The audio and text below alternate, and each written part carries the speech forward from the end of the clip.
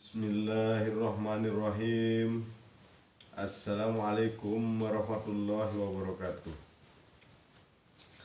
Kembali lagi bersama saya di KDA Channel.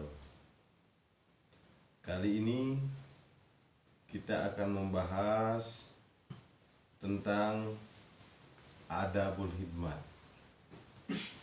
dan adabul haq dan adabus syariat,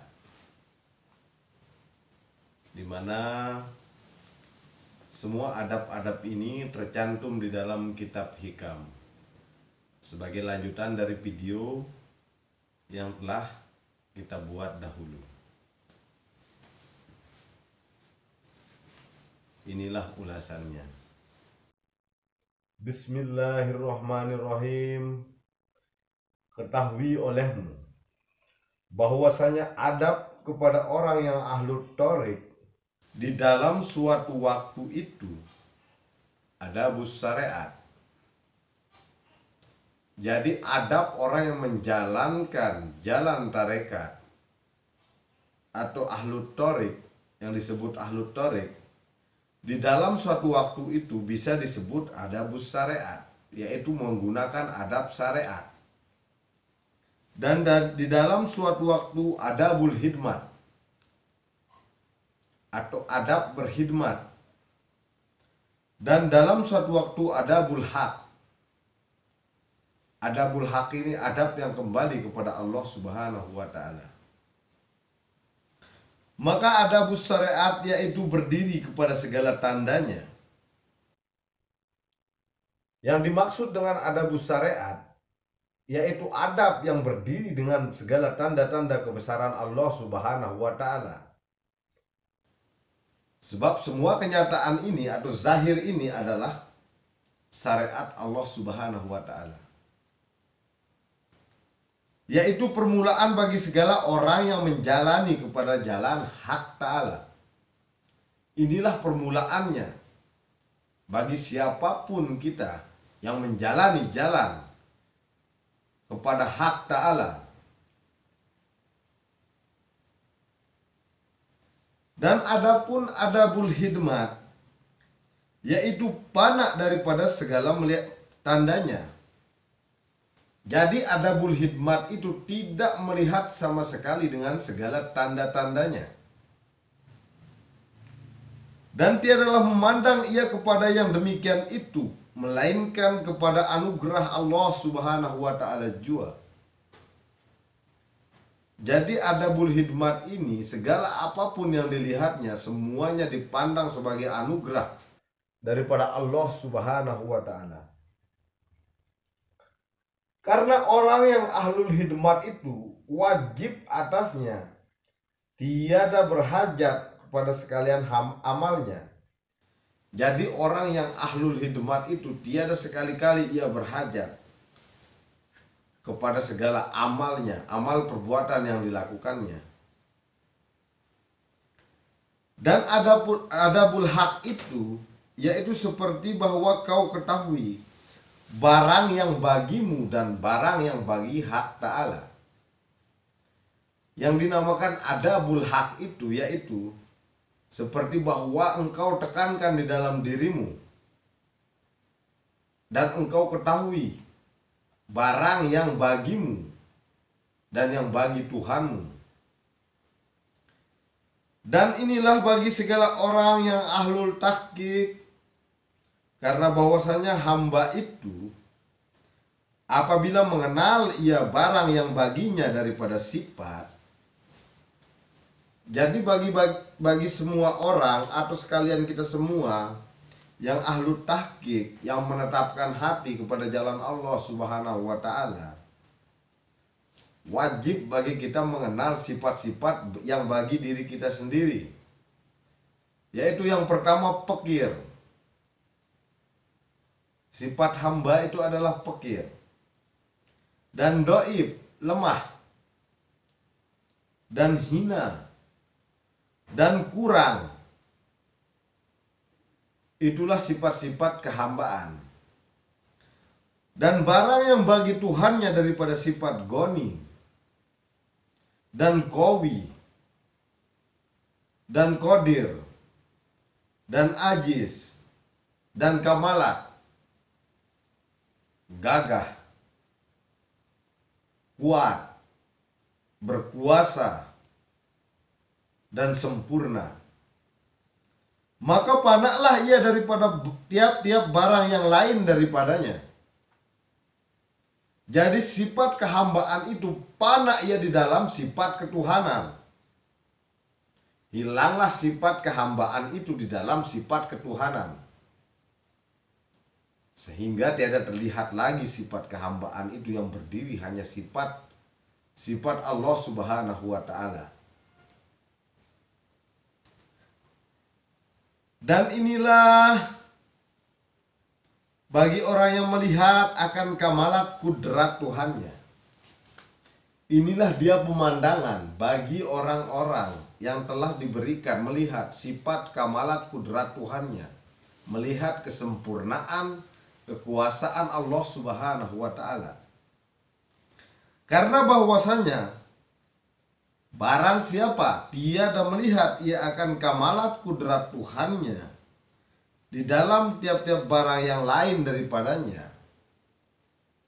apabila kita tidak diberikan untuk melihat atau mengetahui sifat kesempurnaan daripada kekuasaan Tuhan di dalam tiap-tiap yang lain daripadanya,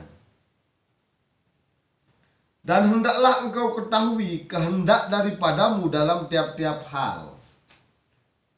Dan harus kita ketahui akan kehendak di dalam hati kita di dalam tiap-tiap hal, apapun yang kita lakukan. Dan inilah kesudah-sudahan adab. Inilah dia kesudah-sudahan adab antara hamba dan Tuhannya. Karena bahwasanya yang dikehendaki hak ta'ala itu, dengarkan baik-baik saudara-saudara, yang dikehendaki oleh hak ta'ala atau Allah Subhanahu wa ta'ala, bahwa ada ia, tiada engkau. Berdiri Tuhan, hilanglah engkau. Itulah yang diinginkan oleh Tuhanmu. Berdirilah sifat kekuasaan Tuhan, hilanglah sifatmu.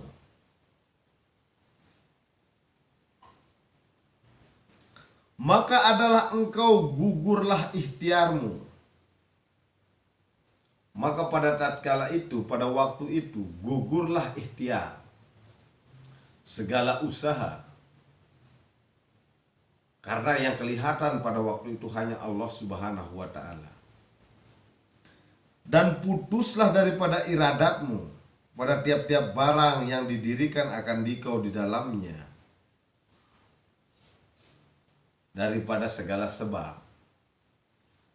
Dan putuslah semua kemauan kita daripada apapun yang kita alami di dalam hidup ini, daripada segala sebab.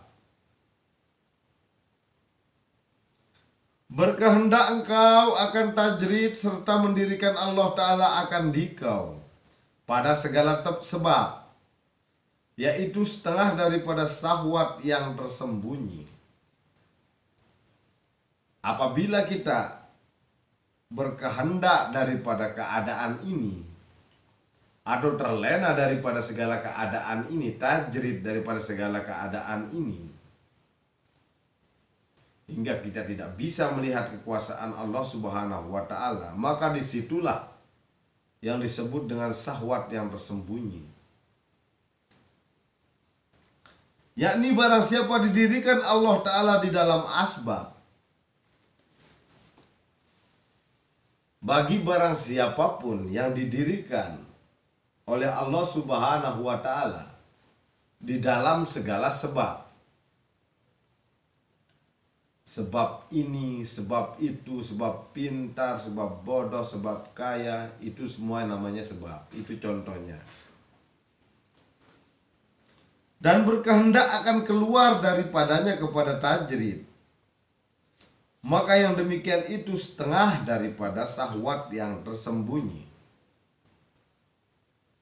Walaupun kita berkehendak keluar, tapi kita berkehendak keluar dengan kekuasaan diri kita sendiri, yang kita anggap diri kita mempunyai kekuasaan, bukan kekuasaan Allah Subhanahu wa Ta'ala, maka itulah syahwat yang tersembunyi.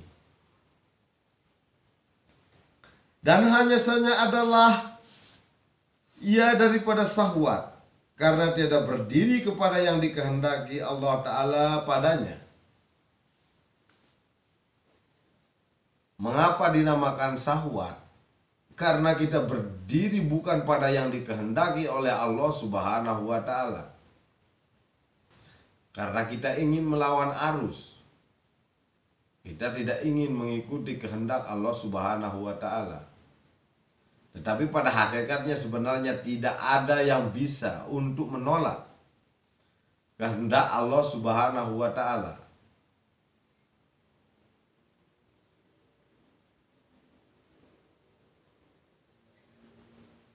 Dan menyalahilah yang demikian itu, jelas-jelas itu menyalahi.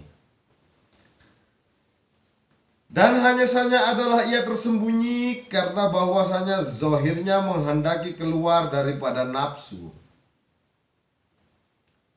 Padahal yang demikian itu adalah yang dikehendaki oleh hak Ta'ala.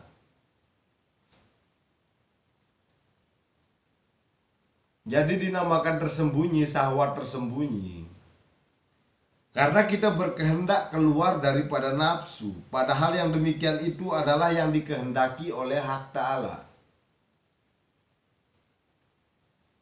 Jadi mengapa dinamakan dia tersembunyi? Karena kita masih membedakan antara nafsu dan syahwat. Karena sesungguhnya nafsu dan syahwat yang diciptakan oleh Allah Ta'ala atau yang ditaruhkan di dalam hati kita tidak lain dan tidak bukan, hanya dengan perintah Allah Ta'ala lah semuanya bisa berjalan. Jadi kita yang mengaku bahwasanya kita yang mempunyai nafsu itu atau syahwat itu, itulah dia yang dibenci oleh Allah Subhanahu wa Ta'ala. Karena di sana Allah Subhanahu wa Ta'ala tidak kelihatan, yang kelihatan hanya kita.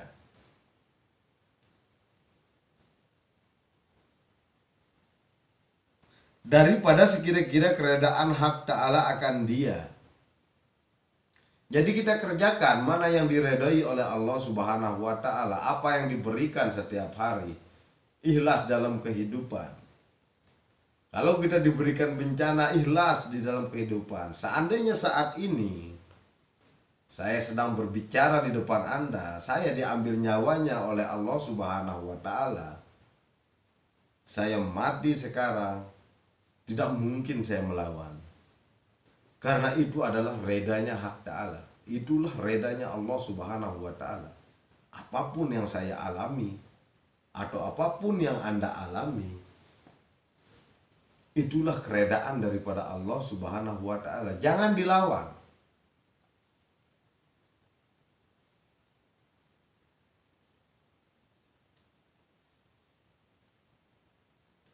Dan tiada daripada sekira-kira keredaan daripada nafsu. Nah, jangan kita menggunakan keredaan daripada nafsu kita. Karena nafsu yang kita gunakan nafsunya belum suci. Kalau nafsunya sudah kembali kepada Allah Subhanahu wa Ta'ala, itu yang dinamakan nafsu yang sudah tenang. Atau nafsu mutmainnah. Itulah yang sudah tenang. Tapi kalau nafsunya masih disandarkan kepada diri kita, itulah yang dinamakan nafsu amarah.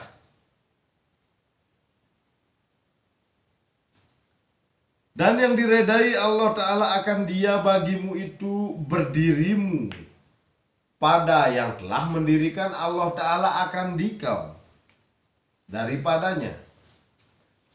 Yang sangat diredai oleh Allah Subhanahu wa Ta'ala bahwasanya berdiri engkau pada tempat yang dimana Allah Subhanahu wa Ta'ala telah mendirikanmu di tempat itu.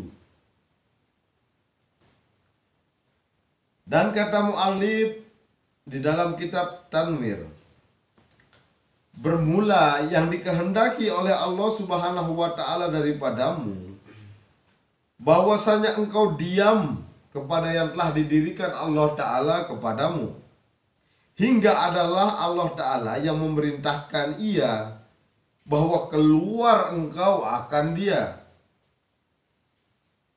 Itulah yang sangat diredai oleh Allah. Apabila dia telah menempatkan engkau di suatu tempat atau di suatu keyakinan, maka jangan dipaksakan untuk berpindah. Kecuali di mana Allah Subhanahu wa ta'ala itu sendiri yang ingin memindahkan engkau atau memerintahkan engkau untuk keluar atau berpindah, baru boleh kau berpindah. Jadi intinya di sini pembicaraannya dari awal sampai di sini kita ngomong, semuanya harus dengan kehendak Allah Subhanahu wa ta'ala, dengan kudrat iradat Allah ta'ala. Jadi jangan dengan kudrat iradat diri kita sendiri.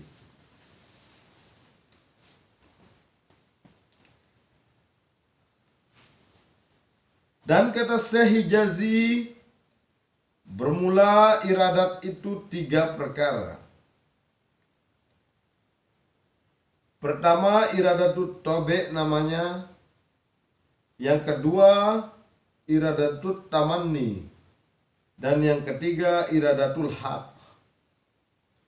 Maka yang pertama iradat yang takluk ia kepada bahagian nafsu.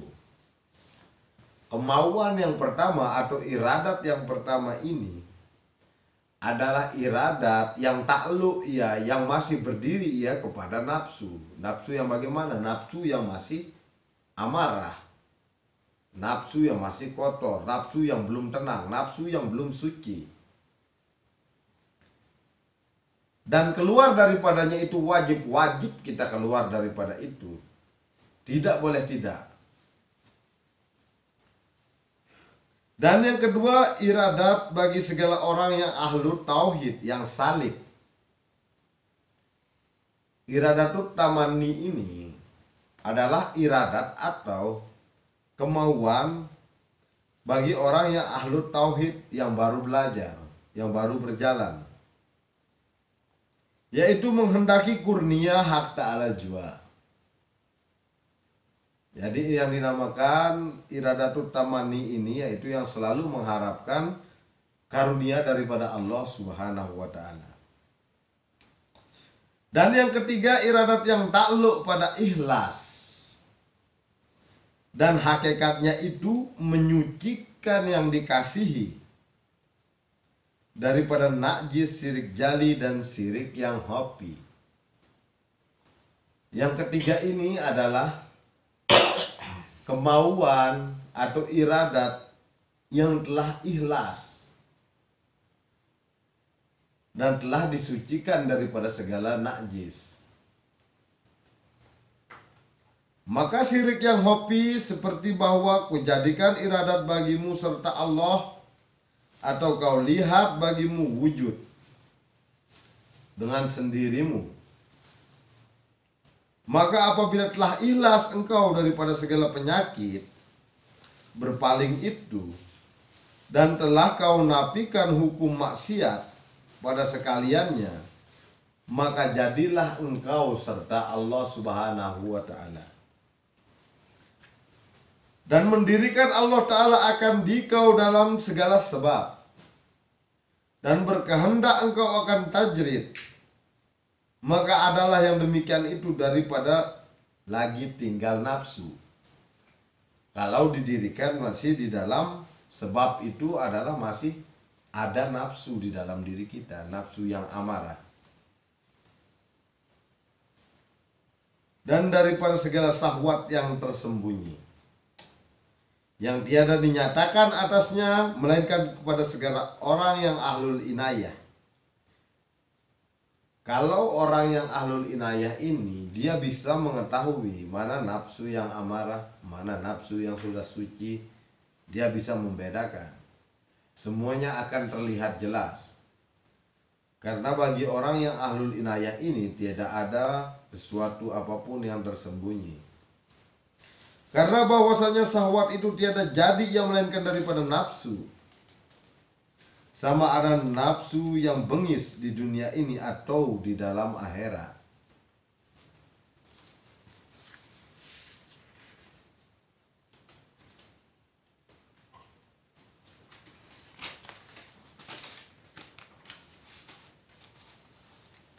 Dan berkehendak engkau akan asbab, sanya mendirikan Allah Ta'ala akan dikau pada segala tajrid, turun daripada hemah yang tinggi.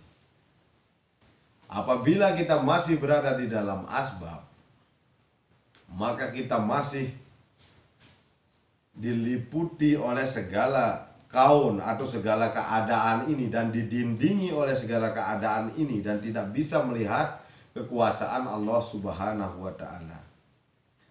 Karena kita masih berdiri di dalam asbab. Contohnya seperti yang sudah kita ulas tadi malam. Sekarang wabah virus corona, sebab virus corona orang mati, itulah yang dinamakan berdiri di dalam asbab. Jadi kalau orang yang nafsunya sudah bersih itu tidak berdiri di dalam asbab. Karena asbab itu sudah tidak ada kelihatan. Yang kelihatan itu hanya Allah Subhanahu wa Ta'ala. Demikian dulu dari saya. Semoga bisa memberi manfaat bagi kita semua dan bisa kita pahami dengan jelas. Tunggu video kami berikutnya, akan membahas kelanjutan dari pembicaraan ini. Dan masih banyak lagi yang akan kita ulas pada video-video berikutnya. Semoga saudara-saudara berkenan untuk menerima dan masuk di dalam akal pikiran saudara-saudara agar bisa membawa kita kepada diri kita yang sebenarnya dan mengetahui Tuhan kita yang sebenarnya. Demikian dari saya. Wabillahi taufiq wal hidayah. Wassalamualaikum warahmatullahi wabarakatuh.